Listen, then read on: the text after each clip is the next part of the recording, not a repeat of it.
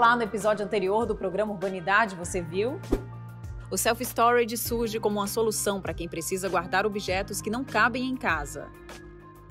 Um bate-papo sobre planejamento urbano com a arquiteta e pesquisadora Andréa Águida.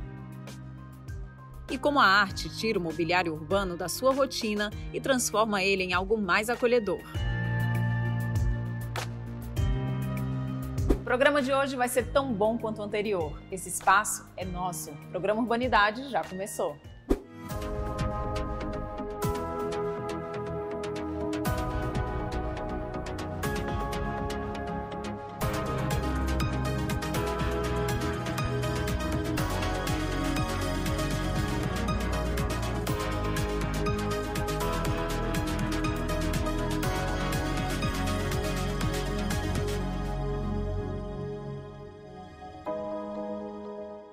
A busca por espaços compartilhados para trabalhar é uma tendência no mundo e no Brasil.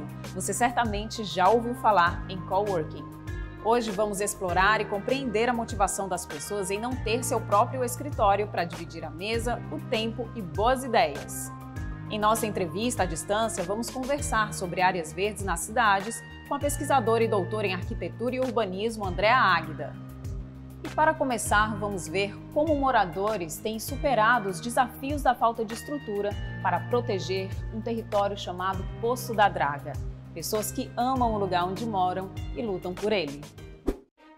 A comunidade do Poço da Draga tem bem aquele clima onde todo mundo se conhece e se ajuda. Dos encontros nas calçadas, quando o conhecimento de um morador junta com a coragem e a ideia de outro, o resultado é a conquista de um lugar melhor para se viver.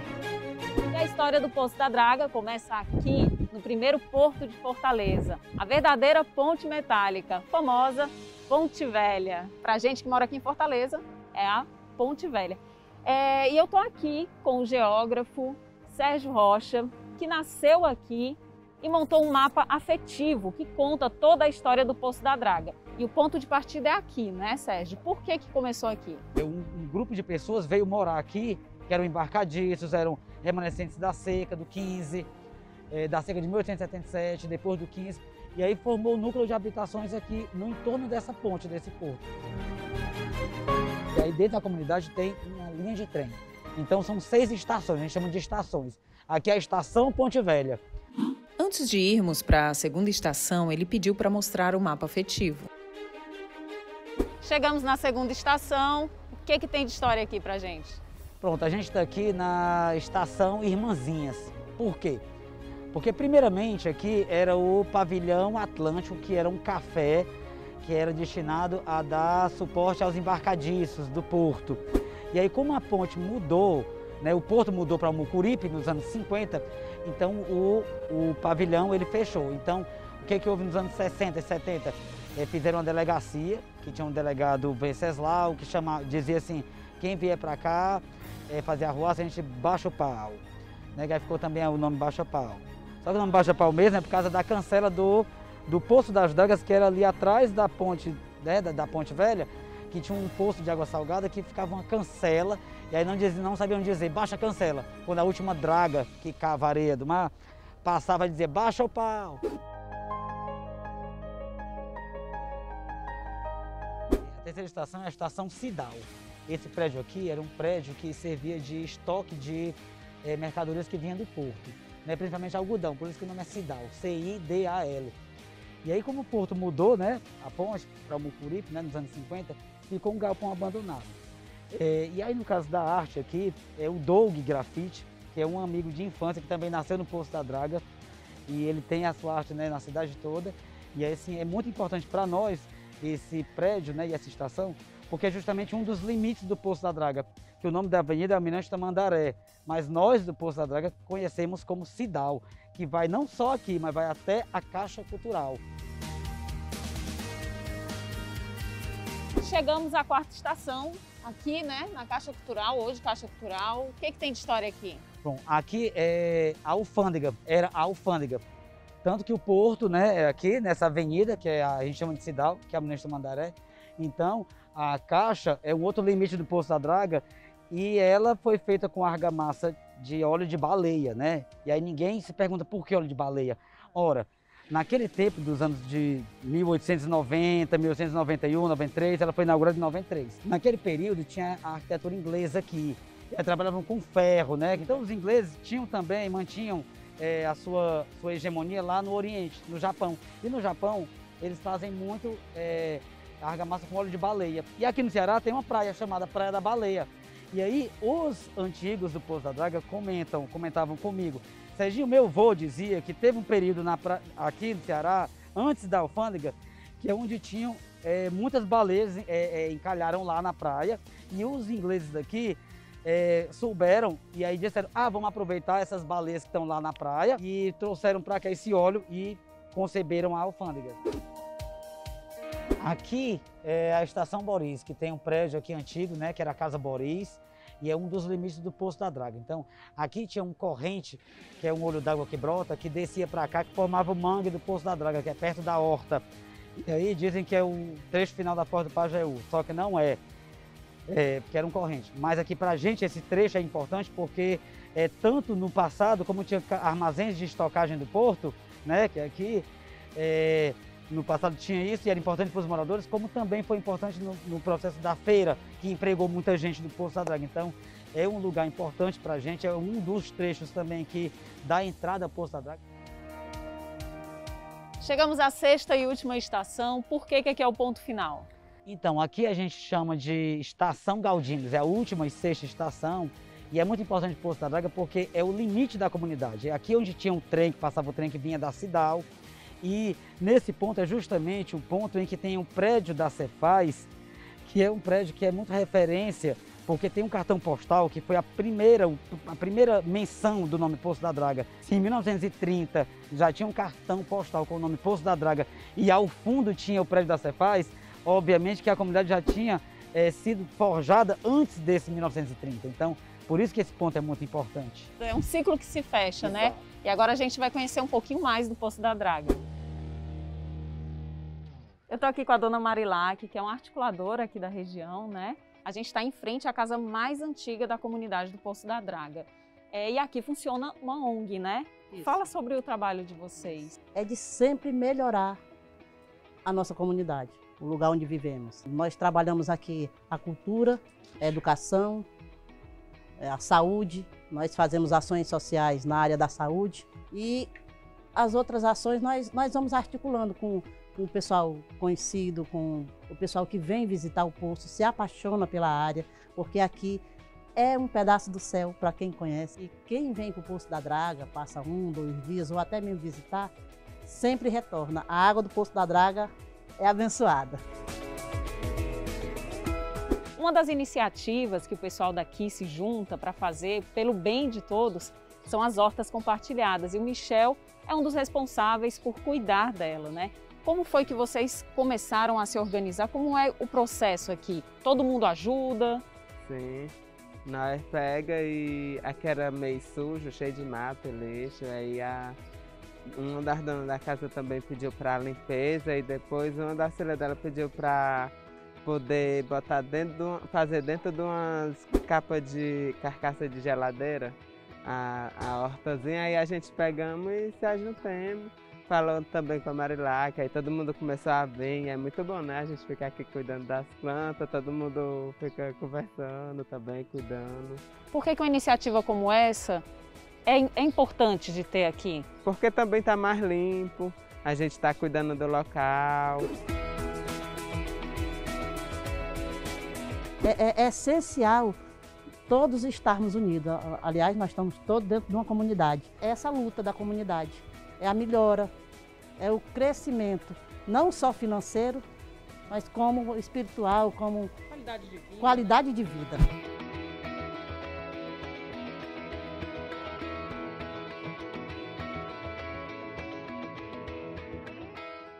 E já estamos de volta para falar sobre áreas verdes. Em nossa entrevista à distância, conversamos com a pesquisadora e arquiteta Andréa Águida para pensar uma cidade mais verde. É possível aumentar as áreas verdes em nossas cidades? É o que a gente vai descobrir agora. Eu converso com a professora Andréa Águida, pesquisadora na área de paisagem e ambiente urbano. Ela tem uma pesquisa, o mestrado dela foi voltado para a questão das áreas verdes. E é sobre isso que a gente vai conversar. Tudo bom, Andréa? Tudo bom. Vamos começar explicando o que são áreas verdes, né? As áreas verdes na cidade, né, esse é um conceito que hoje a gente até já ampliou um pouquinho, mas o nome já é bem autoexplicativo. Então, seriam aquelas áreas onde há uma predominância de vegetação, tá? No entanto, a gente hoje já trabalha muito mais com o conceito não apenas de áreas verdes, mas de espaços livres, porque aí a gente engloba mais, a gente é mais inclusivo, né? Então, aí entra nessa conta praças que são mais pavimentadas, né? Vamos dar um exemplo aqui, né? Praça do Ferreiro. Ela é uma praça bastante pavimentada, mas ela conta como um espaço livre. E outra coisa também interessante é que os espaços livres vão contar as ruas também. Então, hoje a gente procura pensar nas áreas verdes como um sistema de espaços livres, onde estejam interligadas todas as praças, parques e as vias que interligam esses. Engloba mais, né? A gente estava conversando sobre como a gente pode ajudar a fazer a cidade respirar, né? Sobre os sistemas de áreas verdes. Explica para a gente o que seriam esses sistemas. Então, esses sistemas, a gente pode entender como tudo que existe, né, no território, no espaço da cidade, onde a cidade foi construída. Então, a gente tem sempre que pensar o seguinte: a nossa cidade, ela foi construída em cima de uma infraestrutura ambiental que já existe. O que é essa infraestrutura ambiental? As dunas, os rios, os riachos, as lagoas, tudo que já existia antes dessa cidade existir, né? Nossa cidade foi fundada às margens do Riacho Pajeú, né, lá no centro. Então, essa infraestrutura, inclusive, ela influencia, né, na localização da cidade. Só que o que aconteceu aí, né, nessa história, nesse meio tempo? A gente, por alguns anos, foi sobrepondo outras infraestruturas sem o devido respeito a essas infraestruturas que já existiam. Como, por exemplo, tampar rios, né, canalizar. Isso não é algo superficial, é algo que não dá para resolver dessa forma. Precisa ser olhado de uma forma mais sistêmica, né? Então, todo o sistema no qual nós estamos assentados não pode ser ignorado. Por que é importante a gente ter esse sistema de áreas verdes? Por onde a gente respira, né? Então, voltando àquela frase, não dá para a gente ser saudável num planeta doente, né? Numa cidade doente. Então, onde os rios estão poluídos, né? Onde as lagoas estão poluídas, ou muitas vezes até mesmo sendo aterradas, os espaços verdes estão com resíduos de sólidos, né? De lixo, de todo tipo. Então, a importância disso é para a nossa própria saúde. Acho que quando a gente fala em salvar o planeta, na verdade a gente fala em salvar a nossa civilização, a humanidade, porque se não fôssemos, né, nós, o planeta até se recuperaria. Eu acho que a gente tem que pensar assim, que é importante isso, porque não há outro caminho, não há como a gente viver sem essa harmonia dos ecossistemas, é impossível. Como é que a gente pode incentivar, dentro de um planejamento urbano, a criação dessas áreas verdes? Eu vejo inúmeras formas. Acho que a educação ambiental deve começar, assim, na escola, né? Eu acho que hoje as crianças já são muito mais conscientes do que os adultos, né? A gente, às vezes, vê gente jogando papel de lado de fora, assim, do carro. E muitas vezes é a criança que vai repreender, né, aquele exemplo tão feio. Então, assim, eu estou falando de algo banal, mas tem várias outras coisas que a gente pode fazer. Quer dizer, parece banal, mas não é, porque é tudo um sistema, né? Então, o papelzinho, o saquinho que eu jogo fora do carro, ele vai cair na rede de drenagem, vai para o rio, depois vai para o mar, vai ser comido por um animal que vai morrer, né? Vai poluir. Então, tudo é um ciclo, né? Tudo é um grande ciclo. Eu acho que as pessoas podem participar também denunciando se encontrarem ligações clandestinas de esgotos, né, nos rios, e principalmente o poder público, né? Eu acho que ele deve ser o primeiro e mais forte agente a atuar nessas questões, pois muitas vezes as pessoas se sentem assim quase que impotentes, né, com relação a essas questões. Então é importante ressaltar, né, garantir acesso a espaços com qualidade de vida e que sejam livres, né, de poluição. Sustentabilidade é algo que deve ser buscado, né, pelo Estado como um todo, todas as esferas, municipal, estadual, federal.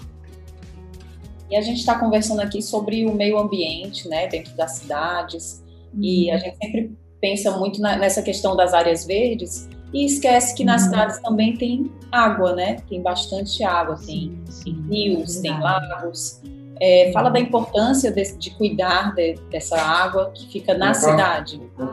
As águas urbanas, né, como a gente costuma chamar, são as mais sofridas, né? Apesar de que está tudo num sistema, a gente tem os rios e riachos interligados com a drenagem, né? A gente tem uma coleção aí de lagoas, e tudo isso está interligado, né? Porque na natureza as coisas não são assim separadas, como muitas vezes a gente está acostumado a achar. Então, acho que a preservação disso é a preservação da nossa infraestrutura ambiental como um todo, que a gente precisa, né? Então, preservar as margens, né, dos rios, das lagoas, tudo isso já existe em lei, né? Mas precisa existir também na prática. É muito importante que as pessoas tenham essa consciência, né, que já existe uma legislação.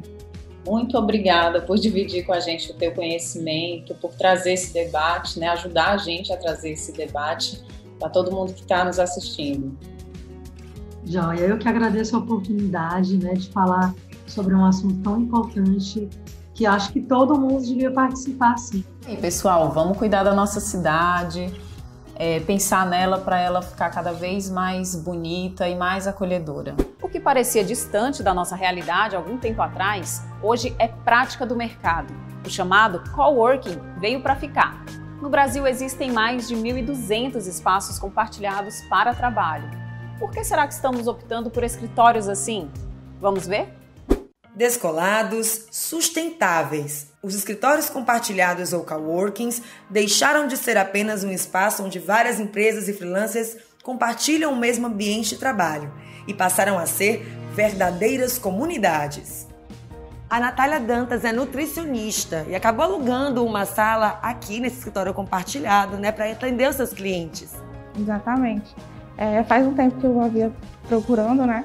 Eu não encontrava por conta da comodidade, do preço, mas quando eu bati o olho aqui, realmente me apaixonei. É um lugar muito confortável, as pessoas, o acolhimento, tudo. O espaço é incrível, realmente.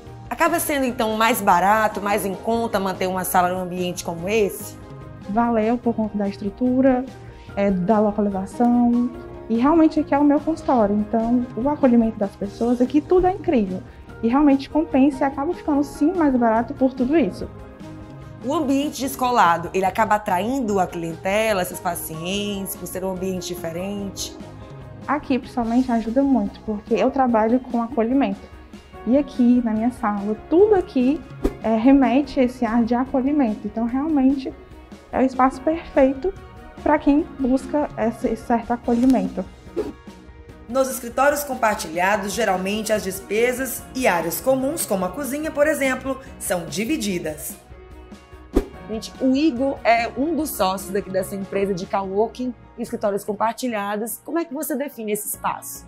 É um modelo que vem evoluindo desde 2010 e a gente se posiciona no mercado muito como uma empresa de gestão de comunidades empreendedoras, principalmente, né? A gente tem empreendedores criativos, várias empresas, né, de diversos segmentos que colaboram entre si, tem a intenção, principalmente, né, acho que essa é a grande palavra, a grande diferença, que é a intenção de trabalhar de forma colaborativa e cooperando entre si, né, entre várias empresas. Quais as vantagens que você acha que tem para o cliente, né, que vem para cá, que passa uma tarde com vocês, ou que vem atender os clientes deles aqui? Quais vantagens você enxerga?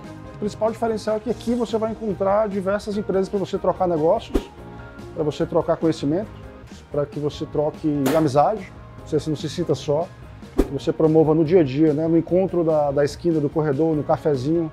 Essa é a grande diferença do trabalho presencial e do espaço físico, né? É muito uma questão de conexões culturais que você constrói dentro da sua empresa.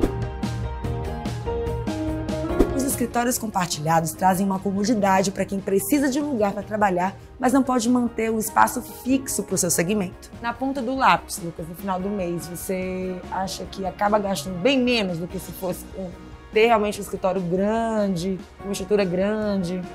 No meu caso, eu que estou em começo de carreira, arquiteto em começo de carreira, não tenho essa possibilidade de arcar com um escritório grande, mas também ficar no home office não era opção para mim. Esse meio termo aqui me é muito interessante, assim, financeiramente, e como eu disse, né, todo o ambiente meio que me oxigena a vontade de trabalhar com isso, e, enfim. Você acha que esse modelo de escritório compartilhado, né, assim, que você vem para cá todos os dias, enfim, tem essa interação com as outras pessoas, você acha que esse é o futuro? Com certeza, com toda certeza. Essa forma mais contemporânea de trabalhar, quando você abre mão de certos luxos, né, um estilo de vida um pouco mais minimalista, né, mais objetivo, isso influencia muito em como você encara o seu trabalho, como você encara a sua vida. Além da interação que uma empresa tem com a outra, sustentabilidade é a palavra-chave por aqui. A gente vai conversar agora com o Juliano Pessoa, ele é empresário e gestor ambiental. Ele tem uma parceria com essa empresa aqui de Coworking, inclusive uma lojinha, né, sustentável dentro da empresa. Como é que funciona essa parceria? É um espaço realmente que agrega valor com várias características sustentáveis, né, e ações sustentáveis, como coleta seletiva, a iluminação natural do prédio. E aí a gente traz todos os produtos de consumo sustentável para dentro do espaço, exatamente para poder fazer o link com os visitantes, parceiros e clientes deles. Um espaço compartilhado como esse, todos os recursos que a gente utiliza aqui são recursos que estão sendo utilizados por todas as empresas que compõem a nossa comunidade. Então, desde os nossos recursos humanos, como o pessoal da limpeza, o pessoal da recepção, nossa gestora de comunidade, quanto os insumos que a gente utiliza aqui. Então, nossa energia, nossa internet, tudo isso é compartilhado. Então, necessariamente, esses espaços são espaços mais sustentáveis. Acho que outro ponto importante para a gente pontuar sobre a sustentabilidade é a sustentabilidade que nós geramos para a economia local. Então, a gente viabiliza para empresas pequenas, para novos empreendedores, a oportunidade de iniciar sua jornada empreendedora com seu negócio com suas despesas reduzidas, fora o suporte que ele vai ter de toda uma rede empreendedora. Naturalmente, isso também traz sustentabilidade para esses negócios que se ancoram em espaços como o nosso. Então, essa troca, esse networking que a gente tanto fala aqui, é exatamente isso. Isso traz sustentabilidade, isso leva sustentabilidade para os ecossistemas onde os nossos espaços estão inseridos.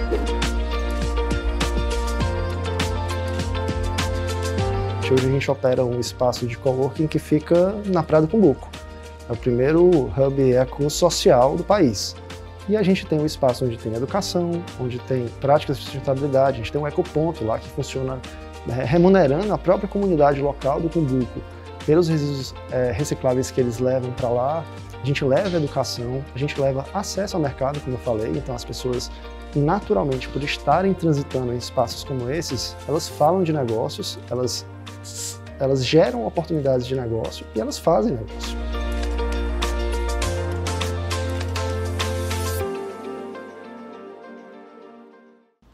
O programa Urbanidade chegou ao fim, mas pensar a cidade é um exercício que temos que fazer todos os dias. E é por isso que estamos aqui. Nossos encontros são às terças, quintas e sábados, aqui na TV Diário. Até o próximo episódio.